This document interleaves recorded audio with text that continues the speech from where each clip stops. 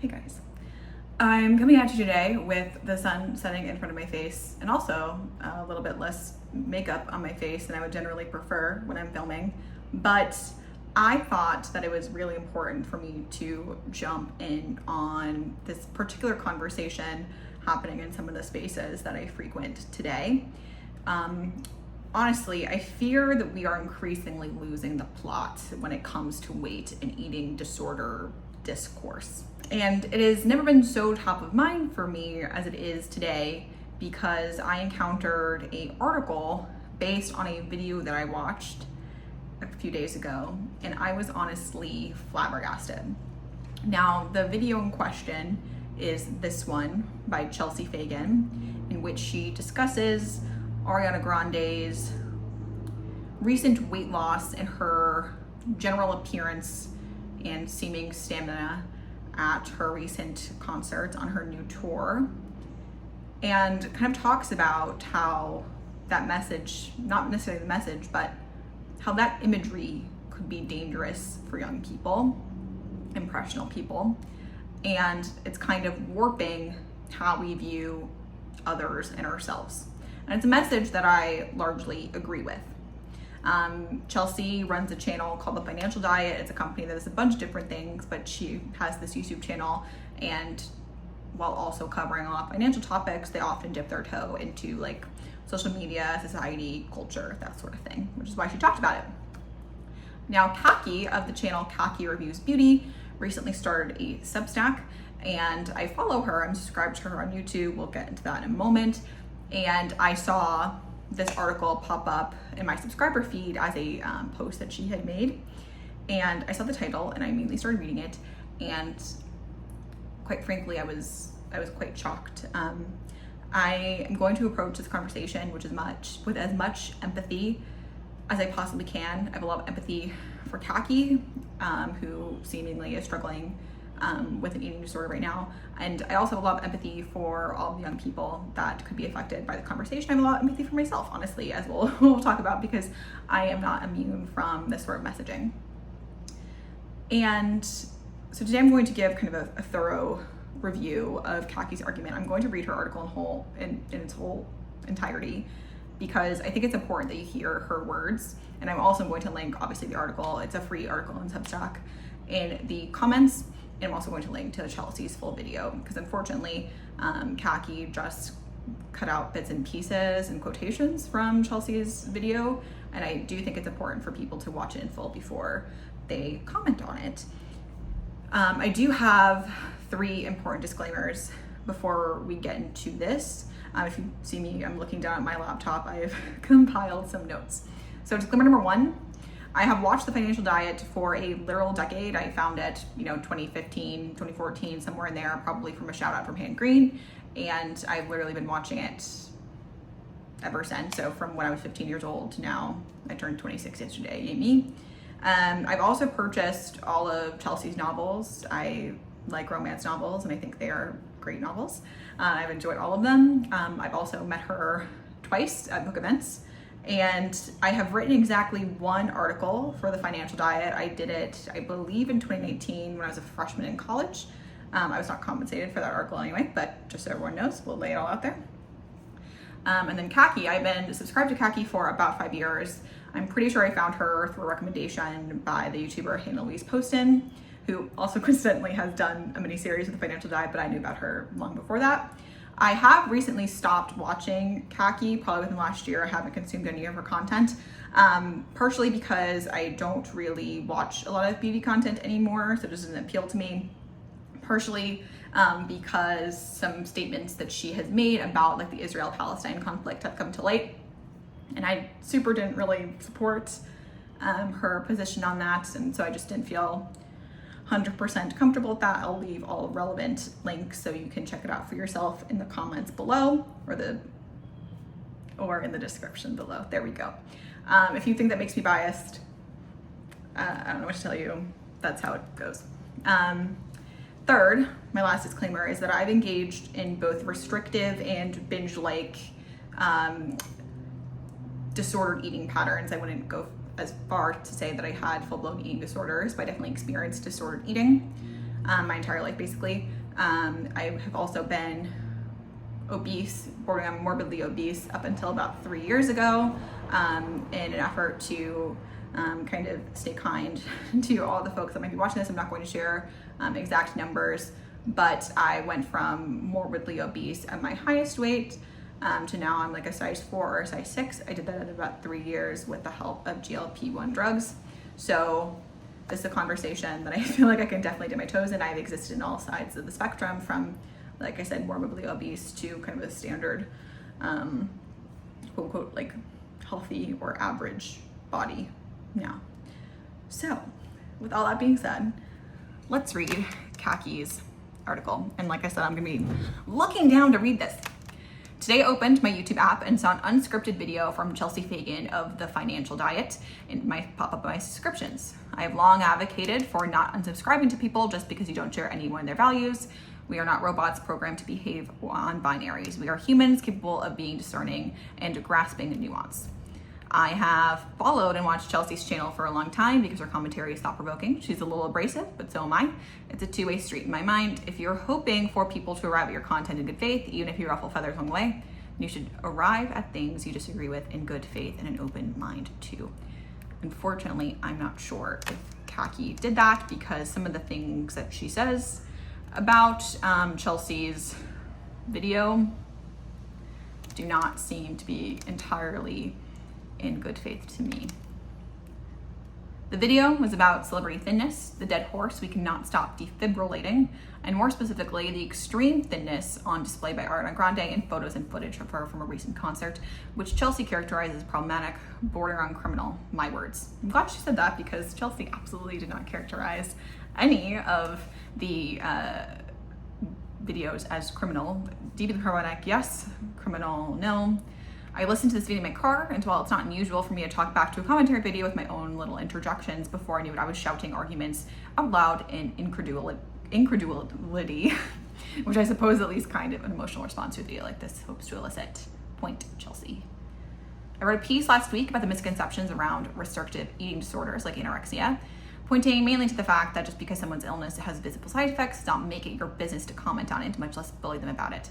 Okay, I take issue with the characterization of what happened in Chelsea's video as bullying. It absolutely was not bullying. Bullying is mean-spirited, bullying is targeted, bullying is attacking to that person. The video was not directed towards Ariana Grande. The video was not mean-spirited in any way. It wasn't mean in any way.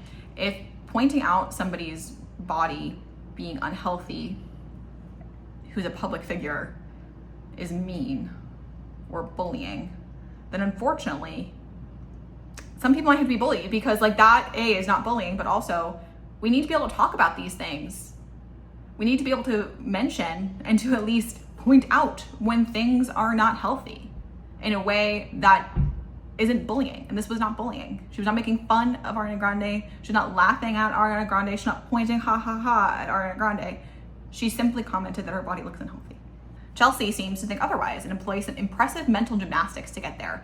Let's take this blow by blow, shall we? And this is a quote from Chelsea. I'm just gonna play it here. We've now figured out how to weaponize extremely strategic and cynical social justice language or feminist language to pretend as if even acknowledging these problems that, to be clear, affect all of us as we watch them is somehow bigoted or misogynist or at minimum insensitive. That's a really crucial difference, right? We not only now are watching people be sick in public, we can't even say that they're sick.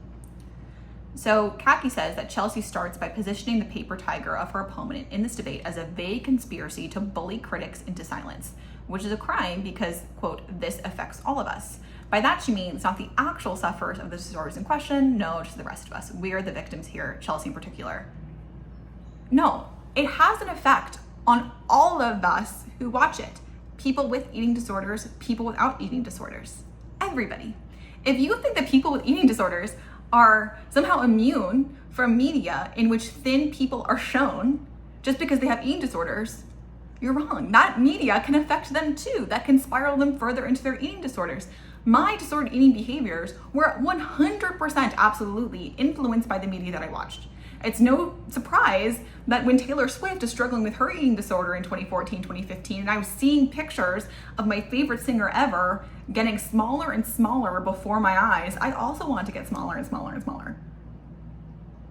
Those things ended up coinciding with one another because I was influenced, because I was a child, because I was impressionable, because I looked up to my favorite singer, like many people do with Ariana Grande. It doesn't matter if I was already experiencing disordered eating patterns or not, I was still influenced. It's the same thing. All right. I know it's hard when you're a professional take haver on the internet to imagine that something that makes you feel a little feeling has nothing to do with you, but just to be clear, Chelsea, this has nothing to do with you.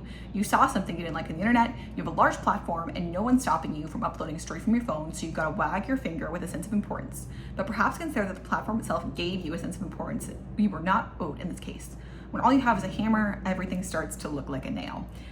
Quite frankly, that paragraph is very mean-spirited, honestly, and does not contribute to the argument at hand. And so I'm just going to skip it because Chelsea, I don't agree.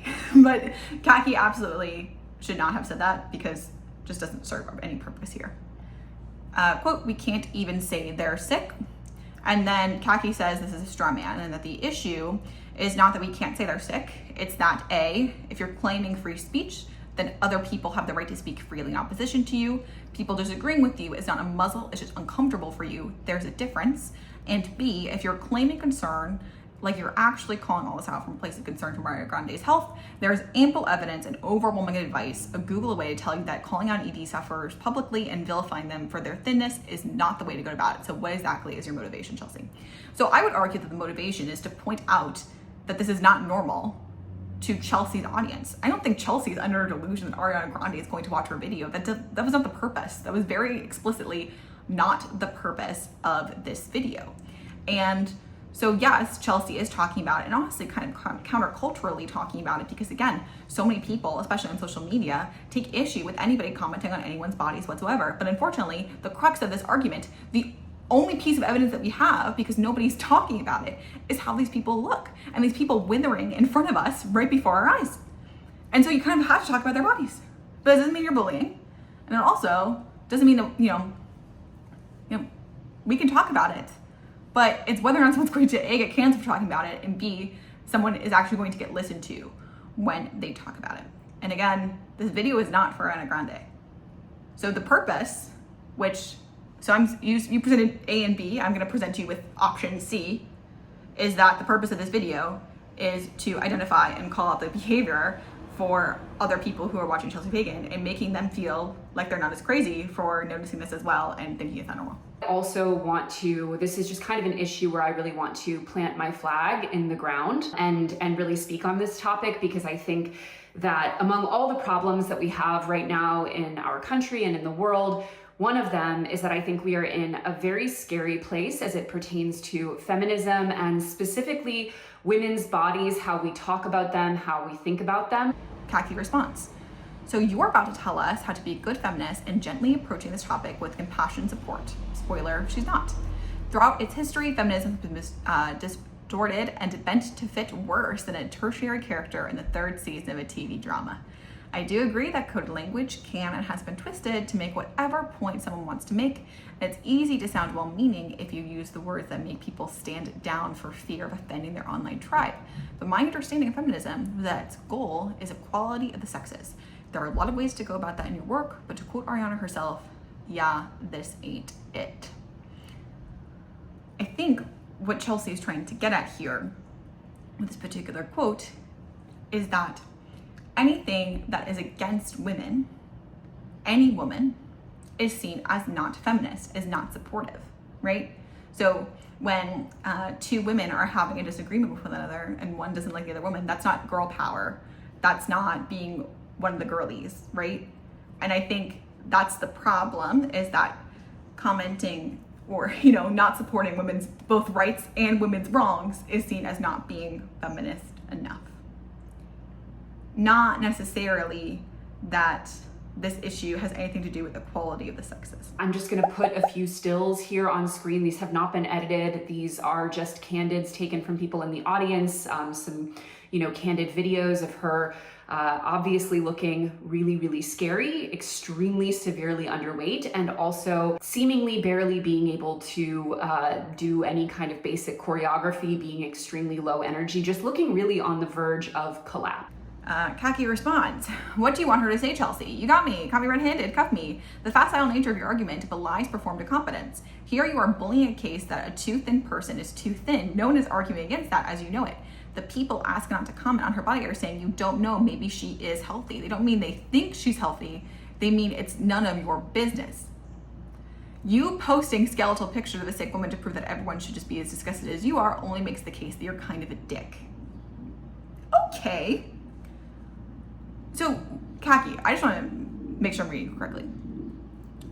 When people ask not to comment on her body by saying you don't know, maybe she is healthy, they don't mean they think she's healthy. They mean it's none of your business. Then why wouldn't they just say it's none of your business? I hate but they actually mean this, and it's a completely different thing. That's a completely different sentence. Why would they just say the completely different sentence? If they meant it's none of your business, why didn't they just say it's none of your business? No.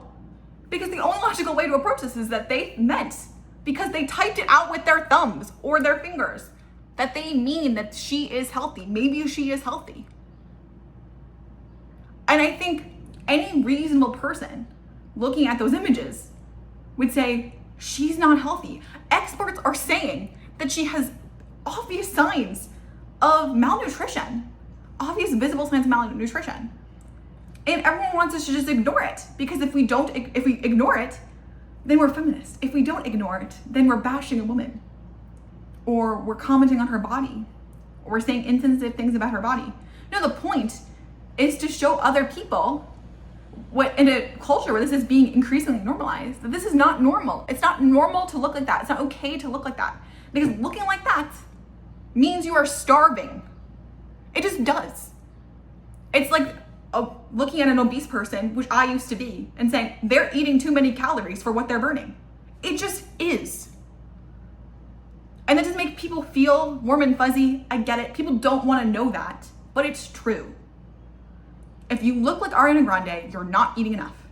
And if you looked like I used to look, you're eating too much for your body. So I can tolerate a lot in terms of how our culture tends to mishandle really serious issues, but one thing I have always struggled with is having my intelligence insulted. For 2 years straight. I agree with Chelsea on this one. It's like we have been saying for years that this is not normal. People are like, well, she's just healthy. Same thing with Half-Baked Harvest, Teague and Gerard. I have eyes, unfortunately, okay? I can see when people are unhealthy. I can see when something is wrong. It is a biological instinct that we have, because our lizard brains, our wolf brains know that if someone looks like that, they're about to die. And I hate to say that, but that is an evolutionary alarm bell going off in our brains. Wah, wah, wah, wah. This isn't normal, this isn't normal, this isn't normal. Get food in them. It's biology at that point. Kackie says, we all have our private struggles, Chelsea. Yours is the overwhelm of your ego when you feel like someone underestimates you. Ariana's is that she would eat if she could, but her mind won't let her. Her struggle is no more personal and affront to you than yours should be to her. And yet here you are blaming her and the media running around her for making you feel bad about yourself. Grow up. 1, incredibly cruel, mean comment, Kackie. Number 2, now you're doing the assuming. You're assuming she's not eating because she has an eating disorder. I don't know why she's not eating. She could be sick. She could be on some other medication that makes her not be able to eat, whether a GLP-1 or something else. I don't know for a fact that she has an eating disorder. I don't. I do know she's not eating enough, and that's unhealthy, and that we shouldn't be promoting it. You are assuming she has an eating disorder. Why you're assuming that? I don't know. Next quote. The entire Wicked press tour, there was a never-ending cycle of conversation wherein people would rightfully point out, hey, something is really wrong here, not just in terms of physical appearance, but also with all of the additional context we have from old social media posts, well-documented mental health issues, etc. That not only do we as a society have a responsibility to not normalize, let alone glamorize this, we also have an increased responsibility to do so when the target of this massive media empire is specifically young women and girls. Which is not to say we need to blame a sick person for being sick, but rather how we talk about that sickness as a society, as with things like addiction, for example, really fucking matters. Kackie says, first of all, there's a difference between rightly and rightfully. Rightly implies that these people pointing out that something was wrong were correct in their assertions. Rightfully implies that they are within their rights to do so. The former might be accurate, but the latter has no basis in truth. Someone's appearance making you uncomfortable does not require intervention. It is not within your rights to name a person's disorder right to their face. It is instead the cruel behavior of insecure inner child, unable to process complex feelings, also known as a bully. Again, maybe uncalled for. But I will say, no, it's not our place necessarily to name a person's disorder right to their face. I'm not doing that. I do think it's in my responsibility to call out when something is clearly unhealthy and it is being normalized to young women and influencing young women into being increasingly skinny when they shouldn't be, right? I can very easily say, this person is not healthy. I'm not going around saying that Ariana Grande has an eating disorder. I don't know if she does or not. I do know that she is unhealthy. Unfortunately, I do know that she is too skinny. So you are the one making assumptions about how we are actually discussing this issue. You are the one making assumptions about Ariana Grande's specific health struggles, not me. Not me. Second, pointing out that Ariana's own accounting of her struggles with her mental health is another attempt to make the case that she is unwell. Again, no one is on your jury panel. No one is demanding an answer to this argument. You are feigning incompetence and trying to prove that she is mentally ill. A lot of us are mentally ill, but you are holding her accountable for hurting her feelings because her mental illness is visible and icky to you. Your argument says a lot more about you than it is about her. No, we are, again, why are you just completely ignoring the fact that people are influenced by Ariana Grande? People are influenced by her look. The more people that are this skinny, the more it becomes a new beauty standard. It already is the new beauty standard. Again, I'm a size 4, and sometimes I feel absolutely huge because the people on the internet make me think I'm huge, and I am objectively not. I'm objectively in the healthy weight range, but that body, my body, is not trendy right now. And because of that, I feel less than. Because of that, I think that I need to shrink myself when I objectively do not. That is the danger of this. The more you see it, the more it gets normalized. And without people like Chelsea calling it out, it perpetuates itself. It's a vicious cycle. I don't know why you seem to be avoiding this topic actively, avoiding that argument actively, and I don't really understand why, except for the fact that you don't think you can accurately defend it because it is something worthy of defending.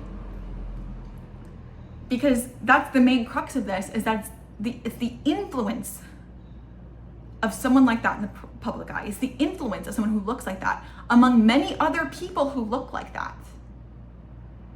That is the problem. And again, if I saw an addict shooting up on the street, if that was a common enough occurrence, of course, I think we should say that person is sick. That's not okay. That's not normal. We shouldn't do that. That's not normal. Do you think we shouldn't do that? Do you think that we should just let people with addictions just be sick? Because I have multiple family members that have struggled with addiction, and I'm sorry for the sirens. I want them to get help. They have gotten help, and they wouldn't have gotten help without somebody saying something is wrong here, right? Or, I didn't want to normalize their behaviors to their children. You can't do that. You have to call it out. Sometimes when you're in the position to. Okay, third, the role model to young girls charge. This is such a cheap ploy for empathy to your argument by using kids as a proxy for your own discomfort. As a parent, it is my job and all parents' job to teach a kid to be discerning. The world is full of things you don't want your kid turning into: a heroin addict, a juggalo.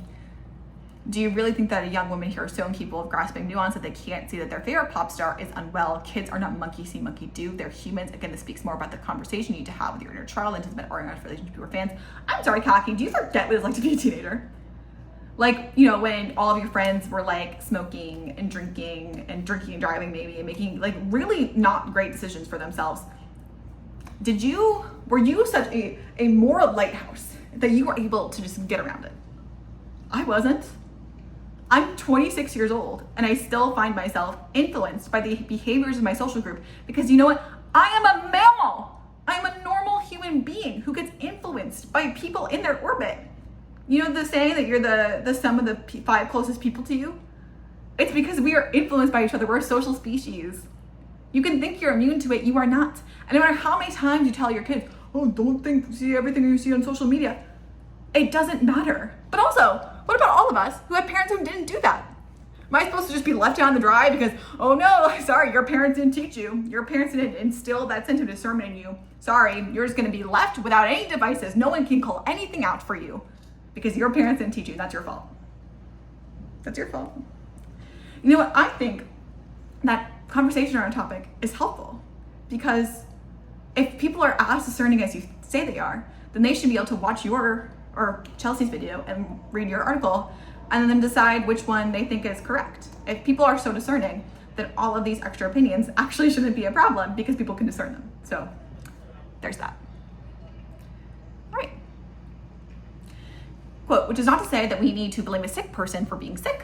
And then Kackie goes on to say, this phrasing is a very basic tactic of manipulation. I'm not saying, yes, you are. You literally are. You can't just point out the main hole in your logic and validate it like that. You are literally blaming a sick person for being sick. No. Me and I think Chelsea, I'm going to speak for Chelsea, are not actually blaming Ariana for being sick. I have immense empathy for Ariana if she is in fact struggling with an eating disorder, or if she's not struggling with an eating disorder and she's dealing with some other health issue that's making it increasingly difficult for her to maintain her weight. I have a ton of empathy for that. Just as I have a ton of empathy for a drug addict. That doesn't mean that I agree with all the behaviors that a drug addict does, nor do I agree with all the behaviors Ariana Grande does. Nor do I think that we should tell kids to idolize a drug addict. I also don't think we should tell kids to idolize Ariana Grande. The difference here is that as we've seen with many body trends over the years, honestly, unfortunately, being perceived, especially as a pop star who is being positioned as someone to emulate, again, a star, that's enough to influence people. And no, we don't expect her to walk around with a sign, a disclaimer plastered on her. But that doesn't mean I think that we should be able to talk about it, because if we don't talk about it, then who will? If we don't talk about it, then that narrative gets run around and not challenged at all. And if you don't challenge the narrative, then like I said before, this is a cycle. This will just get worse. People will just get smaller and smaller. Because again, let's not just talk about Ariana Grande. On the whole, celebrities are getting smaller, much smaller. This isn't isolated to Ariana Grande. We're not talking about one single pop star. We're talking about a single pop star in the context of a larger movement. And that larger movement is towards thinness, extreme thinness. And then what? What do? You have to call it out, because again, if you don't call it out, it perpetuates itself. Quote, I personally feel at this point buying tickets to a tour like this is a little unethical. It feels to me more like going to a human zoo than seeing a pop star at the top of their game, because you are watching an extremely sick person continue to act as if everything is normal. Kackie says, oh, okay, so now we're moralizing a mental illness. She is too sick and therefore deserves to have her livelihood taken away. Thank goodness you're not actually in charge of anything. Talk about slip on your slip. First of all, people buying tickets to Ariana Grande's show does not take away her livelihood. Homegirl would be just fine. Second of all, being uncomfortable with a show, I mean, this is one of the points that I could kind of go either way with. I think I am leaning towards Chelsea on this one a little bit though, just because I don't want to condone that behavior or co-sign a behavior, right? And right now, it honestly seems that with what's going on with Ariana Grande, and this is me kind of reading into things, it seems like fame and stress has kind of brought this on upon her based on, previous things you said about her mental health. And so is contributing to her fame, contributing to her stress, contributing to her long hours and her jet lag. If that's contributing to the problem, then yeah, it is kind of unethical to go. Sorry. Okay. In the conclusion, Chelsea's video positions Ariana over and over again as some kind of industry plant on behalf of a big eating disorder. She makes the bare minimum attempts to veil her disgust with faux concern, while at the same breath vilifying Ariana's own employees for being complicit in this grand cover-up designed to make her, Chelsea, feel uncomfortable. I think that's just a blatant misunderstanding of Chelsea's video and argument. If you have not seen it, like I said, please go and watch Chelsea's full video, because that's just not what she said. This video's entire purpose is to whine that she's being silenced about her opinions when she feels that Ariana's very existence is public and reprehensible. She should get better. Why doesn't she just get better? I don't think we're saying that Ariana Grande needs to get better, although I think we're all hoping that she does get better. I think what we're saying is that that behavior, that look, being unchallenged, being normalized, is dangerous for the wider public. Yes, we would love for her to solve the problem by getting better, but also we also need to solve the problem as it stands right now by speaking up about it and letting other people know that's not normal. And let's just say, first of all, Ariana nor any other female celebrity will ever be in the good graces of the public. Being in public while female invites a disgusting level of criticism no matter what her body looks like, never mind the fact that we are definitely not commenting on men's bodies in this way, much less making the case that we should be allowed to without being censored. I agree, being in public as a female, as a woman, it sounds incredibly difficult. I can't imagine being under that level of scrutiny about my body every day, and I don't understand what those pressures would be like. And number two, we do comment on men's bodies. Again, I agree that it's not to the same extent that we comment on women's bodies. I would argue that that's sexism and misogyny. And also, the fact that we don't comment on women's bodies or men's bodies as much is because, as of right now, the male body standard is not leaning towards unhealthy levels of thinness, like extremely unhealthy levels of thinness. And because of that, I can't think of one example of a male in the public eye that has trended so much towards thinness that it is unhealthy, that it is life-threatening. I can think of many women who've done that. I can't think of any men. And if a man would do that, would trend towards that level of thinness, then I think we should talk about it. So that's the difference there, if you're... let's say for a moment that the concern from Ariana's health is actually Chelsea's expressed concern, which she at no point makes a convincing case for, that she's afraid that Ariana will die if no one does something about this. Okay, trigger warning before I continue on with this particular paragraph. This is the one that really, let's say, affected me, and please skip to this timestamp if you don't want to talk about this. Not to be macabre, but isn't that her right? We have assisted suicide in the Netherlands, hailed by many as a humanitarian progress. It's definitely problematic in its application. Nonetheless, is not the very definition of free will the decision to live and die as you please. It might make you uncomfortable, but it's very much her right. But she isn't well, we could save her. Listen, bullying someone with an eating disorder is not saving them. Talking about their bodies is not helping them. Also the implication, by Chelsea and others, that a person with an ED doesn't know they have it, that they're blind to it and think everything is fine, is a massive and pervasive misconception. Body dysmorphia distorts exactly how sick we are when we're in it. But Ariana knows, and especially with everyone screaming at her nonstop, she definitely fucking knows. She doesn't need your help if your help looks like accusing her of being sick. I don't feel equipped to talk about the assisted medical assistance in dying of it all right now, but I think most people would agree that a mentally ill person is not fit to make decisions of that caliber. I mean, there's a very famous and controversial case happening in Canada right now where a woman with very severe mental illness wants the right to be able to end her life despite being very severely mentally ill. And it's controversial for a reason. Some people think that we have the obligation, the duty to end her suffering, and if her suffering is really so bad there's no coming back from it, then she should be able to receive that treatment.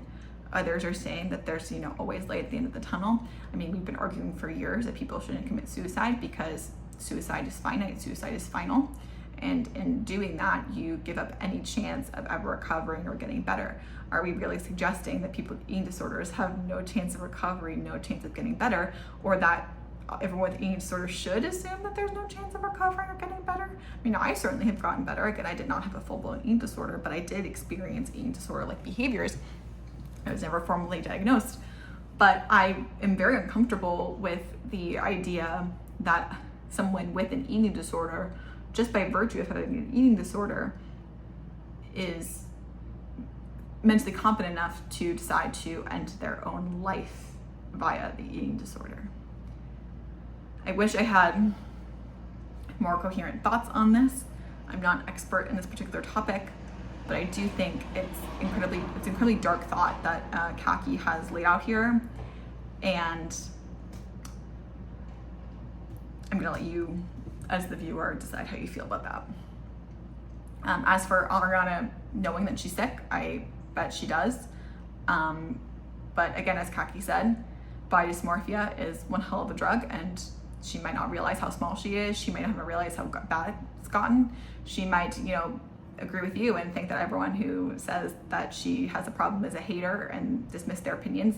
We don't know what's going on in her head, but as I said, the point of Chelsea's video is not to speak to Ariana Grande, it's to speak to the people who could be influenced by Ariana Grande and to let them know that what's happening with her is not normal or something they should strive to achieve. And again, just something that you've completely ignored. All right, I'll ask you to refer to my last post for more insight to my person deep in restriction. And Kackie, I am so sorry that you're going through that, and I have a lot of empathy for you. And I hope that you can find the tools and whatever you need to help you get better. I really do. But the point most relevant in this case is that in the mind of someone who is losing the battle, not to say Ariana is, they think about death all the time. You're not the first one bringing this to their attention, so if they understand death as a very real potential consequence of wasting away to starvation, don't you think the disorder runs deeper than a pep talk or some tough love on the internet could remedy? I do, and I hope she's getting help, as I hope you are getting help. And once again, this video is not for Ariana Grande. This video is not for her. This video is for the audience who needs it. An audience who maybe one pep talk of saying that this is the normal is enough for them to shake it off and be like, oh, you're right, I shouldn't strive for that. That isn't normal. People who aren't in full-blown eating disorders. All right. Ariana Grande asked to have her to stop having her body commented on. Does that mean she thinks she's fine? Frankly, that's none of our business. What she was saying was that there is so much more to her than her body. And that's right. She is massively talented, charismatic, and smart. True. A person with the esteem she's built being reduced to a pariah for having a visible mental illness, and cruel and definitely anti-feminist. Anti-feminist.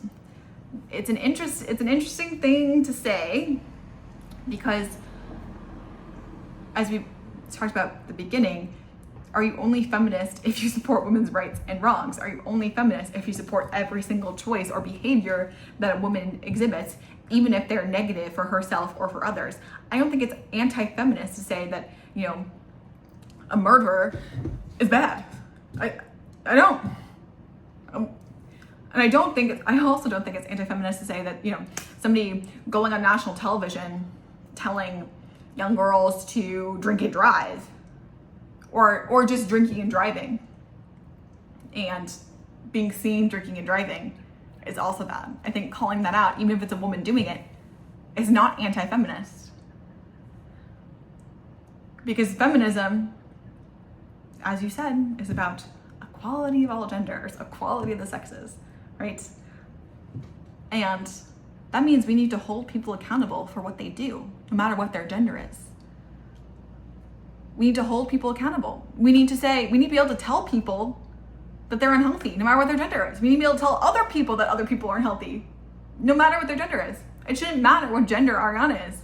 She's unhealthy, and unfortunately, she is exhibiting unhealthy behaviors in such a way that her very young fan base is being influenced by it. And we're supposed to stay silent? For why?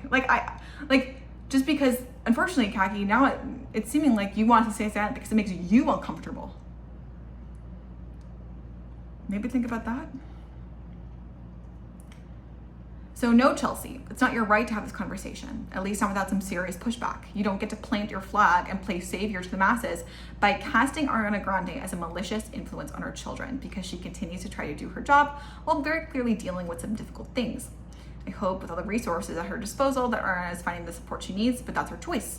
I said it before, I'll say it again, just because any disorder side effects are visible from the outside does not mean it's your right to comment on the victims' bodies, nor how redeeming you think your intentions are. Ariana is struggling, and you, Chelsea, are part of the problem.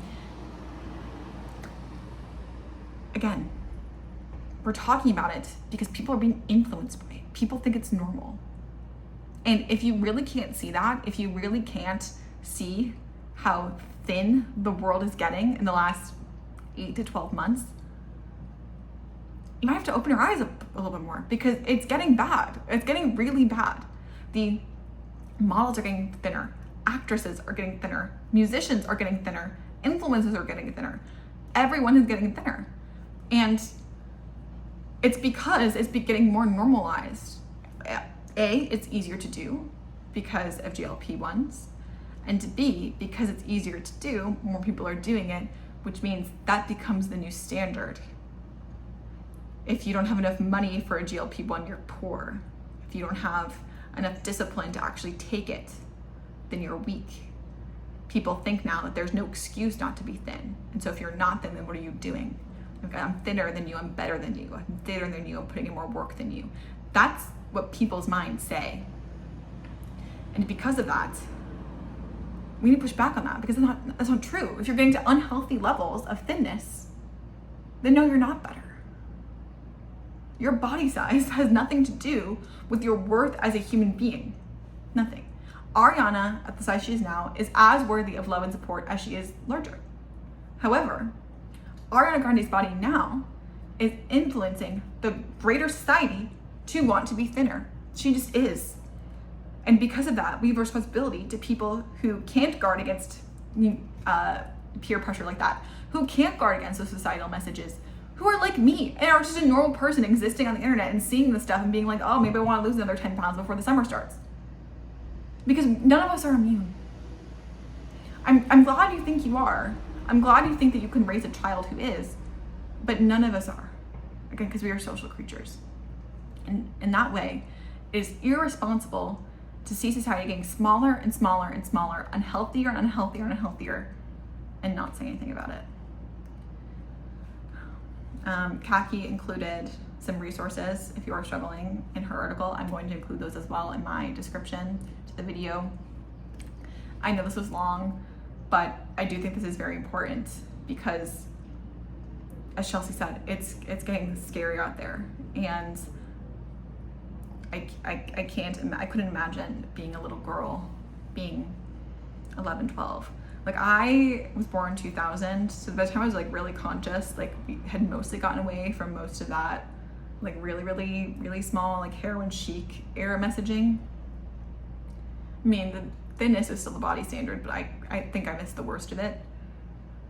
I can't imagine what it's like now. And again, with the assumption that it's easy now, and that if you don't do it, there's something wrong with you because it's so easy. I can't imagine. So, Kackie, again, I hope you're doing well, and I hope you continue to do well, and I hope everyone watching this continues to do well. And I don't even know how to end this, but thank you all so much for watching. I hope I find you next time I talk to you in talking about a nicer topic. All right, bye.